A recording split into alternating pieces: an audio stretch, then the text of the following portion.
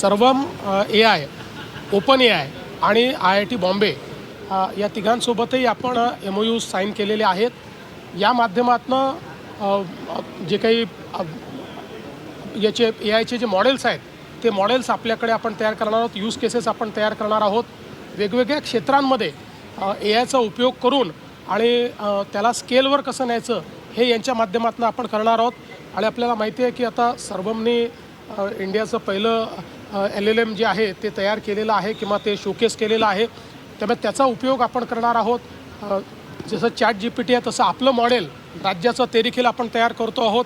मला असं वाटतं की या माध्यमातून पुढच्या काळामध्ये राज्याच्या सर्व क्षेत्रांमध्ये AI रेडी अशा पद्धतीचं आपलं राज्य असेल. सर, राज्यसभासाठी कसं काय महाराष्ट्राचा एक पुशअप राहणार आहे आणि काय सिनारिओ असणार आहे? 4 जागा महाविकास आघाडी एकच निवडून आणेल अशी स्थिती आहे. पण तरी सुद्धा आम्ही शरद पवारांच्या नावावर स्पेसिफिकली म्हणालेत की काँग्रेसचं म्हणणं आहे की राष्ट्रवादीने आधी भूमिका जाहीर करावी.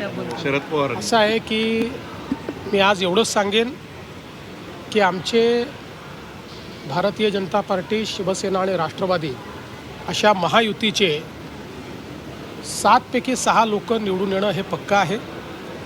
एक जागा विरोधकांना मिळेल, ती कोणी घ्यायची ते ठरवते.